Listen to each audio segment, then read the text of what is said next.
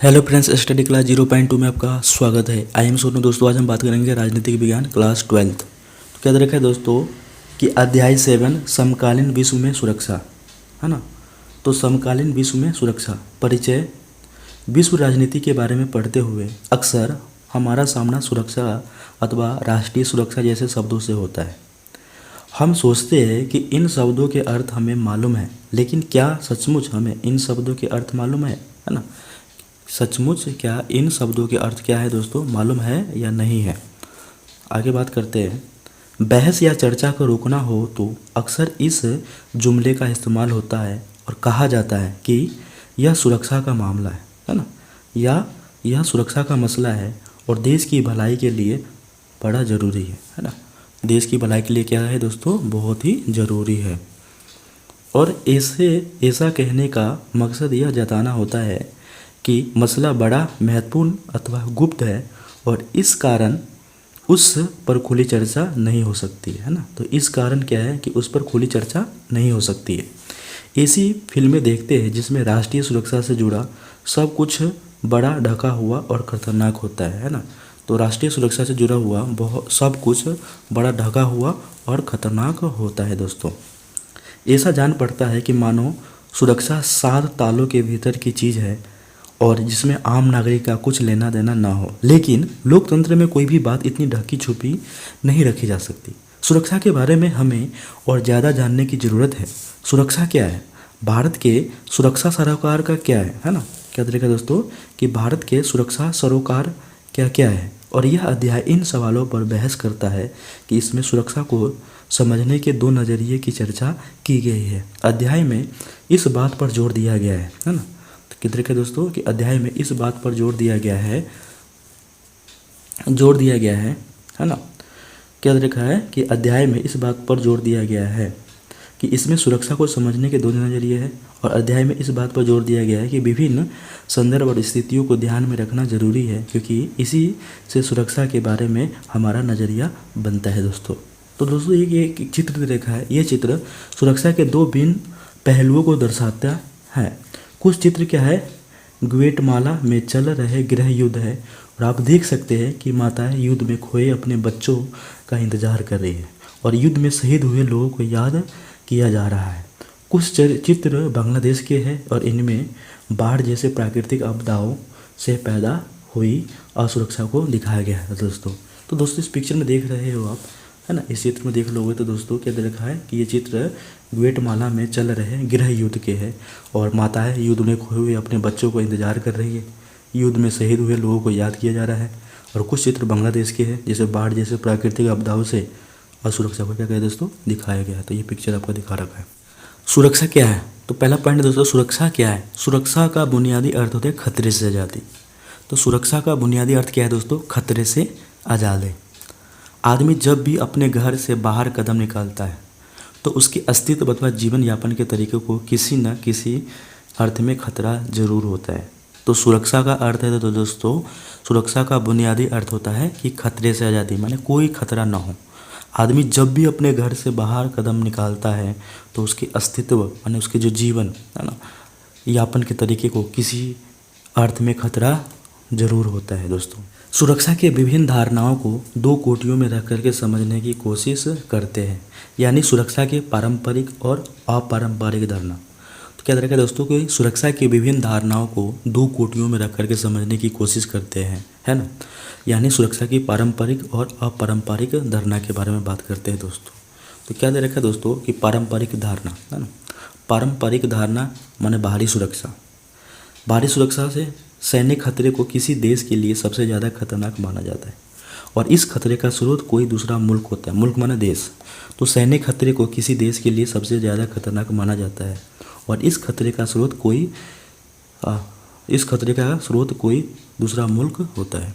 आगे क्या तरीका दोस्तों, आगे हम बात करते हैं कि सैन्य कार्रवाई से आम नागरिकों के जीवन को भी खतरा होता है ना। सैन्य कार्रवाई से क्या होता है दोस्तों कि आम नागरिकों के जीवन को भी खतरा होता है। किसी युद्ध में सिर्फ सैनिक घायल हो अथवा मारे जाए, आम स्त्री को भी युद्ध में हानि उठानी पड़ती है ना। आम स्त्री को भी हानि उठानी पड़ती है, और औरत मर्द को, है ना, औरत मर्द को जंग का निशाना बनाया जाता है। उनका और उनकी सरकार का हौसला तोड़ने की कोशिश होती है। तो क्या देखा दोस्तों कि सैन्य कार्रवाई से आम नागरिकों के जीवन को भी खतरा होता है और किसी युद्ध में सिर्फ सैनिक घायल हो अथवा मारे जाए, स्त्री पुरुष को भी युद्ध में हानि उठानी पड़ती है। उनका और उनकी सरकार का हौसला तोड़ने की क्या होता है कोई दोस्तों की कोशिश होती है।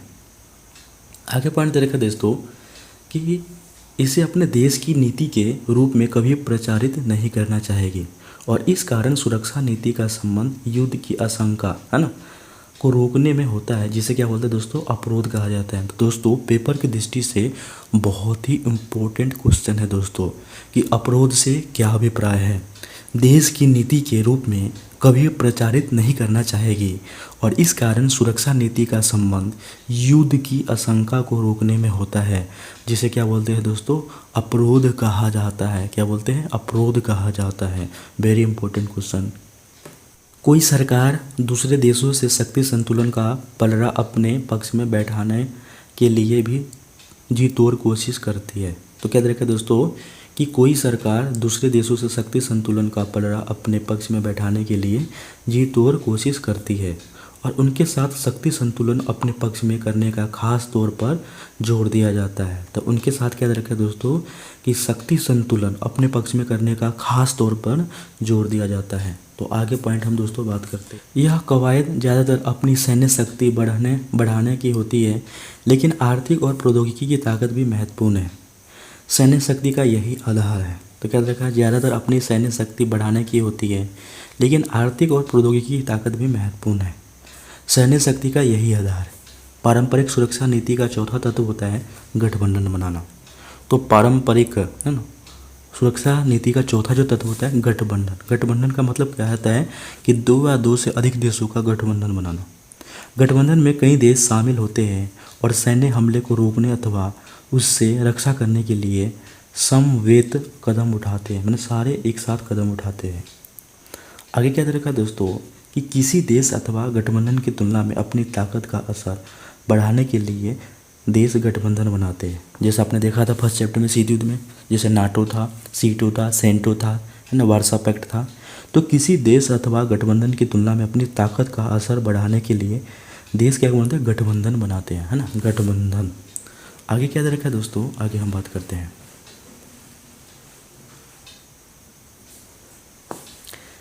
ओसामा बिन लादेन के नेतृत्व में अल-कायदा नामक समूह के आतंकवादियों ने जब 11 सितंबर 2001 के दिन उस पर हमला किया तो उसने इस्लामी उग्रवादियों के खिलाफ मोर्चा खोल दिया। तो ओसामा बिन लादेन के नेतृत्व में अल-कायदा नामक समूह के आतंकवादियों ने जब 11 सितंबर 2001 के दिन उस पर हमला किया तो उसने इस्लामी उग्रवादियों के खिलाफ क्या कर दिया दोस्तों, मोर्चा खोल दिया। पारंपरिक धारणा आंतरिक सुरक्षा। तो पारंपरिक धारणा की आंतरिक सुरक्षा, तो सुरक्षा आंतरिक शांति और कानून व्यवस्था पर निर्भर करती है। तो क्या देखा दोस्तों कि सुरक्षा जो है आंतरिक शांति और कानून व्यवस्था पर क्या करती है, निर्भर नहीं करती। आगे पॉइंट देखा दोस्तों आपका, इसी कारण सुरक्षा की परंपरागत धारणा का जरूरी रिश्ता अंदरूनी सुरक्षा से भी है। दूसरे विश्व युद्ध के बाद से इस पहलू पर ज़्यादा जोर नहीं दिया गया। तो इसका कारण यही था कि दुनिया के अधिकांश ताकतवर देश अपनी अंदरूनी सुरक्षा के प्रति कमोबेश, है ना, कमोबेश क्या थे, आश्वस्त थे। तो सुरक्षा के परंपरागत धारणा के का जरूरी रिश्ता अंदरूनी सुरक्षा से भी है। दूसरे विश्व युद्ध के बाद से इस पहलू पर ज़्यादा जोर नहीं दिया गया। तो इसका कारण यही था कि दुनिया के अधिकांश ताकतवर देश अपनी अंदरूनी सुरक्षा के प्रति कमोबेश क्या थे दोस्तों, आश्वस्त थे। और अधिकांश यूरोपीय देश खास करके ताकतवर पश्चिमी मुल्कों के सामने अपनी सीमा के भीतर बसे समुदाय अथवा वर्गों से कोई गंभीर खतरा नहीं था। तो अधिकांश यूरोपीय देशों खास करके ताकतवर पश्चिमी मुल्कों ने के सामने अपनी सीमा के भीतर बसे समुदाय अथवा वर्गों से कोई गंभीर खतरा नहीं था। एशिया और अफ्रीका के 9 स्वतंत्र देशों के सामने खड़ी सुरक्षा की चुनौती यूरोपीय देशों के मुकाबले 2 मायने में विशिष्ट थी। तो एशिया और अफ्रीका के 9 माने नए देश स्वतंत्र हो रहे थे, उसके सामने खड़ी सुरक्षा की चुनौती यूरोपीय देशों के मुकाबले 2 मायनों में क्या था दोस्तों, विशिष्ट था। एक तो इन देशों को अपनी पड़ोसी देश से सैन्य हमले की आशंका था। तो जो देश स्वतंत्र हो रहे थे उसको क्या था कि पड़ोसी देशों से सैन्य हमला, माने सैन्य के द्वारा हमला न कर दिया जाए। दूसरे, इन्हें अंदरूनी सैन्य संघर्ष की भी चिंता करनी थी। तो क्या दे रखा है कि एक तो पड़ोसी देशों से एक अंदरूनी सैन्य संघर्ष की क्या भी चिंता करनी थी दोस्तों। आगे हम बात करते हैं दोस्तों, आगे क्या दे रखा है आपका, आगे पॉइंट दे रखा है कि अलग राष्ट्र, अलग अलग राष्ट्र बनाने पर तुले अंदर के अलगाववादी आंदोलन ने भी इन देशों को खतरा था कि कोई पड़ोसी मुल्क ऐसे अलगाववादी आंदोलन को हवा दे अथवा उसकी सहायता करे तो पड़ोसी देशों के बीच तनाव की स्थिति बनी थी। तो अलग राष्ट्र माने अलग देश बने पर तुले अंदर के अलगाव, अलगाव माने क्या होता है, अलग, है ना, अलगवादी माने विचारधारा आंदोलन ने से भी इन देशों को खतरा था कि कोई पड़ोसी मुल्क ऐसे अलगाववादी आंदोलन को हवा दे अथवा उसकी सहायता करे तो दो पड़ोसी देशों के बीच तनाव की स्थिति बनी थी। गृह युद्धों की संख्या में दोगुनी वृद्धि हुई, जो पिछले 200 वर्षों में सबसे लंबी छलांग है, और इस तरह पड़ोसी देशों से युद्ध और आंतरिक संघर्ष 9 स्वतंत्र देशों के सामने सुरक्षा की सबसे बड़ी चुनौती थी। तो 1946 1991 के बीच गृह युद्धों की संख्या में दोगुनी वृद्धि हुई, जो पिछले 200 वर्षों में सबसे लंबी छलांग है, और इस तरह पड़ोसी देशों से युद्ध और आंतरिक संघर्ष 9 स्वतंत्र देशों के सामने सुरक्षा की सबसे बड़ी क्या थी दोस्तों, चुनौती थी। आगे बात करते हैं, आगे क्या देखा दोस्तों, सुरक्षा के पारंपरिक तरीके, है ना, सुरक्षा के क्या देखा है, पारंपरिक तरीके।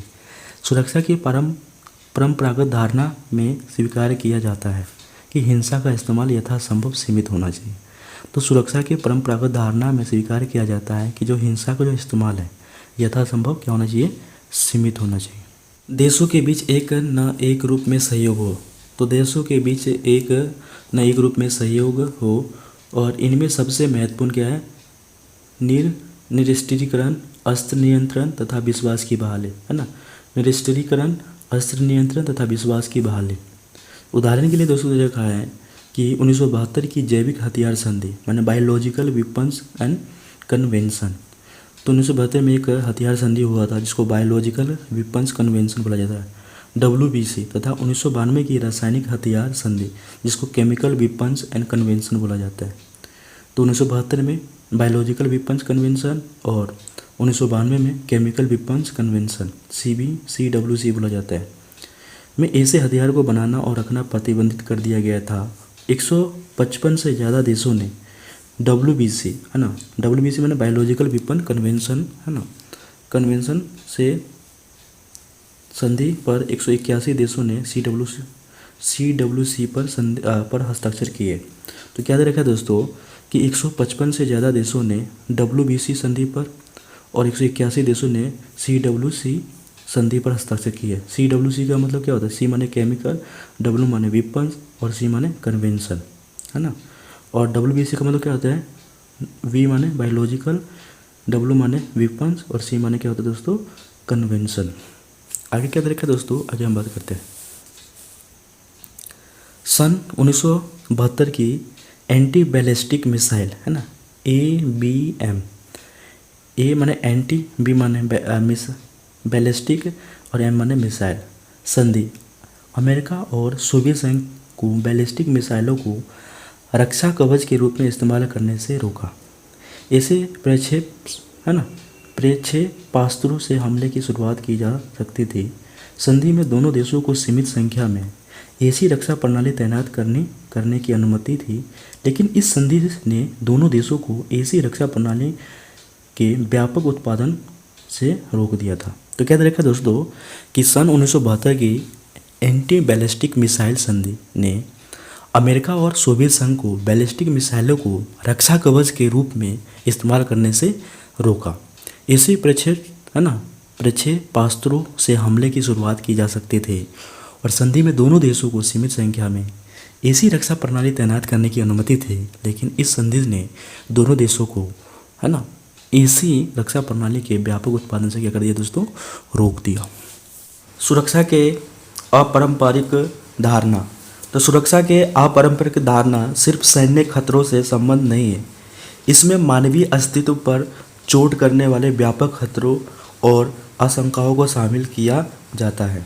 तो क्या दे रखा है दोस्तों कि सुरक्षा के अपारंपरिक धारणा में क्या दे रखा है कि सुरक्षा के अपारंपरिक धारणा सिर्फ सैन्य खतरे नहीं, माने सेना से खतरे से संबंध नहीं है, मानवीय अस्तित्व पर चोट करने वाले व्यापक खतरों और आशंकाओं को शामिल किया जाता है। सुरक्षा के 3 और तत्व। तो सुरक्षा के 3 और तत्व, किन चीज़ों की सुरक्षा। पहला तत्व क्या है कि किन चीज़ों की सुरक्षा, दूसरा तत्व है किन खतरों से सुरक्षा, और तीसरा तत्व है सुरक्षा के तरीके पर भी प्रश्न चिन्ह लगाया जाता है। तो सुरक्षा के 3 तत्व, किन चीज़ों की सुरक्षा, किन खतरों से सुरक्षा और सुरक्षा के तरीकों पर भी प्रश्न चिन्ह लगाया जाता है। दोस्तों आगे बात करते हैं दोस्तों, क्या दे रखा है आपका, व्यक्तियों और समुदाय या कहे कि समूची मानवता को सुरक्षा की ज़रूरत है। माने व्यक्तियों की और जितने भी जो समुदाय रहने वाले हैं सबको सुरक्षा की ज़रूरत है। इसी कारण सुरक्षा की अपारंपरिक धारणा को मानवता की सुरक्षा अथवा विश्व की रक्षा कहा जाता है। तो अपारंपरिक धारणा को मानवता की जो सुरक्षा है वो विश्व की रक्षा कहा जाता है दोस्तों, है ना दोस्तों। आगे बात करते हैं, मानवता की सुरक्षा और राज्य की सुरक्षा एक दूसरे के पूरक होने चाहिए और अक्सर होते भी है, लेकिन सुरक्षित राज्य का मतलब हमेशा सुरक्षित जनता नहीं होता है ना। कि मानवता की जो सुरक्षा और राज्य की सुरक्षा एक दूसरे के पूरक होने चाहिए, अक्सर होते भी है, लेकिन सुरक्षित राज्य का मतलब होता है कि हमेशा सुरक्षित जनता नहीं होता है दोस्तों। आगे देखा है दोस्तों, आगे पॉइंट हम बात करते हैं, युद्ध, जन संहार और आतंकवाद साथ मिलकर के जितने लोगों को मारते हैं उससे कहीं ज़्यादा लोग अकाल, महामारी और प्राकृतिक आपदा की भेंट चढ़ जाते हैं। तो जैसे आतंकवाद के कारण बहुत सारे लोग मरते हैं, है ना, उससे ज़्यादा लोग क्या है प्राकृतिक आपदा, जैसे भूकंप, बाढ़, है ना, अकाल मैंने भूखमरी, महामारी मैंने कहते हैं बहुत सारी जो बीमारी, जैसे भी कोविड फैला हुआ है ना, तो बहुत सारी बीमारी के कारण भी बहुत सारे लोग मर जाते हैं। मानवता की सुरक्षा के व्यापकतम अर्थ में आर्थिक सुरक्षा और मानवीय गरिमा की सुरक्षा को भी शामिल किया जाता है। तो क्या रखा है दोस्तों कि युद्ध, जनसंहार, आतंकवाद, है ना, आतंकवाद साथ मिलकर के लोग मारते हैं, है ना, लोगों को मारते हैं, उससे कहीं ज़्यादा लोग अकाल है, महामारी है, प्राकृतिक आपदा की भेंट चढ़ जाते हैं। और मानवता की सुरक्षा का व्यापकतम अर्थ में आर्थिक सुरक्षा और मानवीय गरिमा की सुरक्षा को भी शामिल किया जाता है। आगे क्या तरीका है दोस्तों, आगे हम बात करते हैं, अभाव से मुक्ति माने भय से मुक्ति। अभाव से मुक्ति का मतलब होता है दोस्तों भय से मुक्ति पर दिया जाता है ना।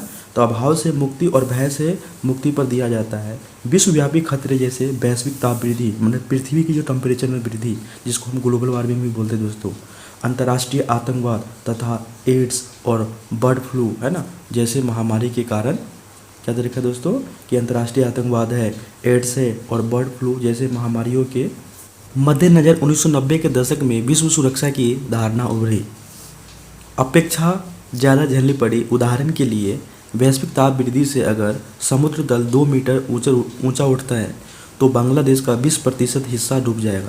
तो वैश्विक ताप वृद्धि जो वैश्विक ताप वृद्धि का मतलब होता है पृथ्वी का टेम्परेचर इंक्रीज होने से क्या होगा दोस्तों, बर्फ़ पिघलेगा। बर्फ़ पिघलने के बाद क्या होगा कि जो बांग्लादेश के अगर समुद्री तल 2 मीटर ऊंचे उठता है तो बांग्लादेश का 20% हिस्सा डूब जाएगा। कमोबेश पूरा मालदीव सागर में समा जाएगा और थाईलैंड की 50% आबादी को खतरा पहुंचेगा दोस्तों। आगे पॉइंट हम बात करते हैं खतरे के नए स्रोत। क्या देखा है दोस्तों, खतरे के बहुत सारे नए स्रोत हैं। क्या पॉइंट में इसमें आपका देखा है, विमान अपहरण अथवा भीड़ भरी जगहों जैसे रेलगाड़ी, होटल, बाजार या ऐसी ही अन्य जगहों पर बम लगाना। सन 2001 के 11 सितंबर को आतंकवादियों ने अमेरिका के वर्ल्ड ट्रेड सेंटर पर हमला बोला और इस घटना के बाद, है ना, इस घटना के बाद दूसरे मुल्क और वहाँ के सरकारें आतंकवाद पर ज़्यादा ध्यान देने लगी। तो क्या देखा है कि खतरे के नए स्रोत है, जैसे आतंकवादी जो हमला होता है, अपहरण, विमान को अपहरण कर लिया जाता है, भीड़ भारी जगहों पर रेलगाड़ी, होटलों, बाज़ारों या ऐसी ही अन्य जगहों पर बम लगाना। सन 2001 के 11 सितंबर को आतंकवादियों ने अमेरिका के वर्ल्ड ट्रेड सेंटर पर हमला बोला और इस घटना के बाद से दूसरे मुल्क और वहाँ की सरकार आतंकवाद पर ज़्यादा ध्यान देने लगी दोस्तों। आगे पॉइंट क्या दे रखा है वो हम बात करते हैं। आतंकवाद की अधिकांश घटनाएं मध्य पूर्व, यूरोप, लातिनी अमेरिका और दक्षिण एशिया में हुई है। तो क्या दे रखा है, आतंकवाद की अधिकांश घटनाएं मध्य पूर्व, यूरोप, लातिनी अमेरिका और दक्षिण एशिया में हुई है दोस्तों। आगे पॉइंट क्या दे रखा है दोस्तों, बात करते हैं। मानवाधिकार। मानवाधिकार में क्या देखा है कि पहली कोटि राजनीतिक अधिकारों की है, जैसे अभिव्यक्ति और सभा करने की आज़ादी। अभिव्यक्ति का मतलब होता है दोस्तों को लोगों को बोलने की आज़ादी, और सभा माने कोई सभा की आज़ादी, है ना। तो पहला क्या देखा है कि पहली कोटि राजनीतिक अधिकार की है, जैसे अभिव्यक्ति को बोलने का अधिकार है, सभा करने का अधिकार है ना। दूसरी कोटि क्या देखा है दोस्तों, आर्थिक और सामाजिक अधिकारों की है। तो दूसरी कोटि क्या है, आर्थिक और सामाजिक अधिकारों की है। अधिकारों की तीसरी कोटि में उपनिवेशीकृत जनता अथवा जातीय और मूलवासी अल्पसंख्यकों के अधिकार आते हैं। तो जातीय और मूलवासियों के अल्पसंख्यक, अल्पसंख्यक का मतलब क्या है, जिसकी संख्या कम हो, है ना, उसके अधिकार आते हैं। आगे क्या देखा है दोस्तों वो हम बात करते हैं। 1990 के दशक से कुछ घटनाएं, मसलन रवांडा में जनसंहार, कुवैत पर इराक का हमला और पूर्वी तिमोर में इंडोनेशिया सेना के रक्तपात के कारण बहस चल पड़ी। संयुक्त राष्ट्र को मानवाधिकार के हनन की स्थिति में हस्तक्षेप करना चाहिए या नहीं करना चाहिए, है ना, करना चाहिए या नहीं करना चाहिए। कुछ पॉइंट आपका दे रखा है इसमें। खतरे का एक और स्रोत है जैसे वैश्विक निर्धनता, है ना, गरीबी, और विश्व की जनसंख्या में फिलहाल 760 करोड़, और यहाँ की आंकड़ा 21वीं सदी के मध्य तक 100 करोड़, है ना, 1000 करोड़ हो जाएगा। फिलहाल विश्व की कुल जनसंख्या वृद्धि का 50% सिर्फ 6 देशों में, कौन सा 6 देश है आपका, भारत है, चीन है, पाकिस्तान है, नाइजीरिया है, बांग्लादेश और इंडोनेशिया में घटित हो रहा है। अनुमान है कि 50 सालों में दुनिया के सबसे गरीब देशों में, है ना, सबसे गरीब देशों में जनसंख्या 3 गुना बढ़ेगी, जबकि इस अवधि में अनेक धनी देशों की जनसंख्या क्या होगी दोस्तों, घटेगी, है ना, घटेगी। और प्रति व्यक्ति आय और जनसंख्या की कम वृद्धि के कारण धनी देश, है ना, क्या दरकार है कि धनी देश अथवा सामाजिक समूह को और धनी बनने में मदद मिलती है, जबकि प्रति व्यक्ति निम्न आय और जनसंख्या को तीव्र वृद्धि के साथ मिलकर के गरीबी देशों और सामाजिक समूहों को गरीब बनाते जा रहा है। जितनी तेज़ी से जनसंख्या दोस्तों बढ़ेगी, उतनी तेज़ी से क्या होगी दोस्तों, लोग गरीब ही बनते जाएंगे, क्योंकि हमारे जो प्राकृतिक जो संसाधन है वो सीमित है ना। और जनसंख्या डे टू डे बढ़ेगी, तो जनसंख्या की तीव्र वृद्धि के साथ गरीब देशों और सामाजिक समूहों को और गरीब बनाते जा रहे हैं दोस्तों।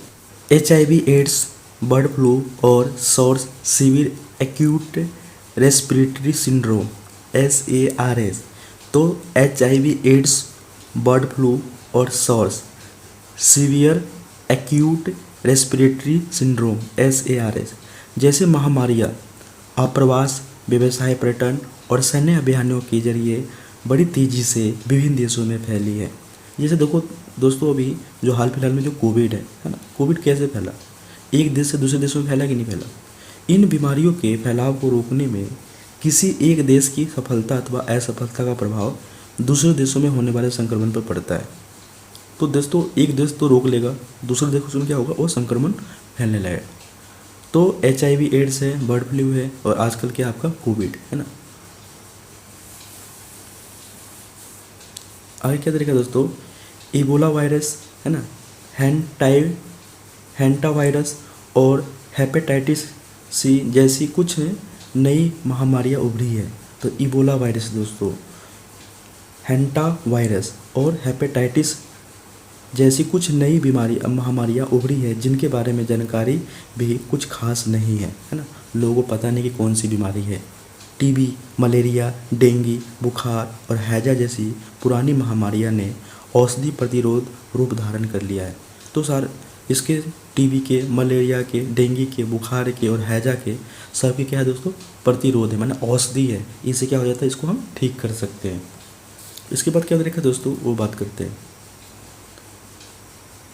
इससे इनका उपचार कठिन हो गया है। जानवरों में महामारी फैलने के भारी आर्थिक दुष्प्रभाव होते हैं। 1990 के दशक के उत्तरार्ध के सालों में ब्रिटेन में मैड काउ महामारी के भड़क उठने के कारण अरबों डॉलर का नुकसान उठाया।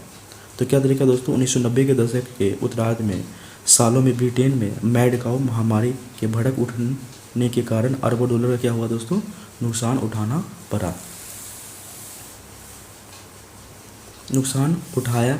और बर्ड फ्लू के कारण कई दक्षिण एशियाई देशों को मुर्ग निर्यात बंद करना पड़ा, है ना, तो निर्यात बंद करना पड़ा। जैसे यहाँ पे कुछ चित्र दिखा रखा है दोस्तों, प्राकृतिक आपदाएं के बारे में देखा है, तो प्राकृतिक आपदा है और ये आतंकवाद है, टेररिज्म है, जहाँ जो मुद्दे दिखाए गए उनसे दुनिया कैसे उभरे। वैश्विक ताप वृद्धि से खतरा हो सकता है क्योंकि समुद्र तल के ऊंचा उठने से इसका ज़्यादातर हिस्सा डूब जाएगा, जबकि दक्षिण अफ्रीका देशों में HIV एड्स से गंभीर खतरा है क्योंकि यहाँ हर 6 व्यक्ति में एक इस रोग माने बोत्सवाना की हालात सबसे बदतर है। तो क्या तरीका है दोस्तों कि वैश्विक ताप वृद्धि से खतरा हो सकता है, समुद्र तल माने जो समुद्र की जो तल है वहाँ पे आसपास में जो पानी ऊपर उठने लगेगा, जबकि दक्षिण अफ्रीका देशों में HIV एड्स से गंभीर खतरा है और हर 6 है ना, हर 6 वयस्क में से एक इस एड्स से क्या है दोस्तों, पीड़ित है। आगे हम बात करते हैं अगला पॉइंट, सहयोग मूलक सुरक्षा। तो सहयोग मूलक सुरक्षा के बारे में बात करेंगे दोस्तों। अपारंपरिक खतरे से निपटने के लिए सैन्य संघर्ष की नहीं बल्कि आपसी सहयोग की जरूरत होती है। तो अपारंपरिक खतरे से निपटने के लिए क्या है दोस्तों, आपस में सहयोग बनाना पड़ेगा। आतंकवाद से लड़ने अथवा मानवाधिकारों को बहाल करने में भले ही सैन्य बल की कोई भूमिका हो, सैन्य बल एक सीमा तक ही कारगर हो सकता है। जो सैन्य बल है, जैसे किसी अलग देश से खतरा है तो वहाँ तक कारगर हो सकता है, जैसे प्राकृतिक आपदा है। लेकिन गरीबी मिटाना, तेल तथा बहुमूल्य धातुओं की आपूर्ति बढ़ाना, अप्रवासियों और शरणार्थियों की आवाजाही के प्रबंधन तथा महामारी के नियंत्रण में सैन्य बल से क्या मदद मिलेगी। सैन्य बल का मतलब होता है कि कोई आतंकवादी जो खतरा वहाँ पे हेल्प हो सकता है, बट गरीबी मिटाने के लिए है ना प्रोडक्शन करना पड़ेगा, है ना, तेल बहुमूल्य धातु की आपूर्ति बढ़ाने के लिए, तो इसमें आपको सैन्य बल का कोई मदद नहीं मिलेगा।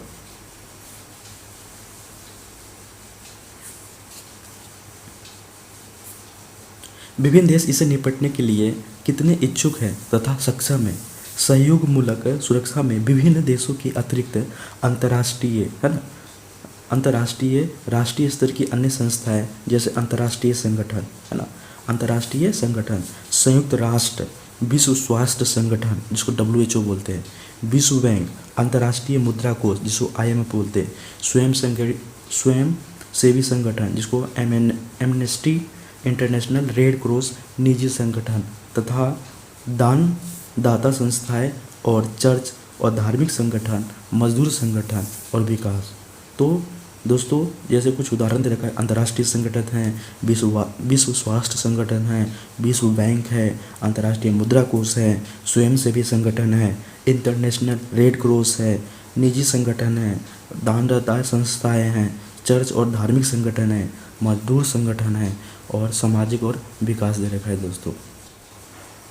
संगठन, व्यावसायिक संगठन और निगम तथा जानी मानी हस्तियाँ जैसे नेल्सन मंडेला जो साउथ अफ्रीका के रंगभेदी आंदोलन के नेता थे, मदर टेरेसा शामिल हो सकती है।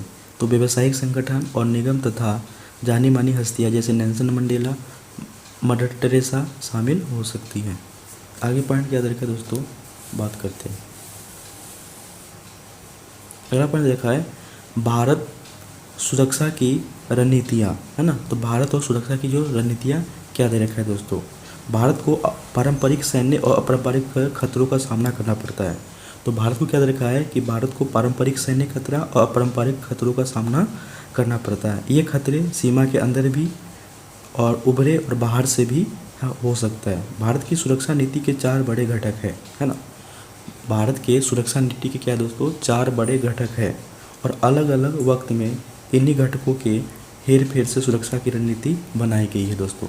तो पहला सुरक्षा की जो दोस्तों आपको दे रखा है कि भारत की सुरक्षा नीति के 4 बड़े घटक है, बहुत ही इंपॉर्टेंट है दोस्तों। सुरक्षा नीति का पहला घटक क्या है कि सैन्य क्षमता को मजबूत करना है ना।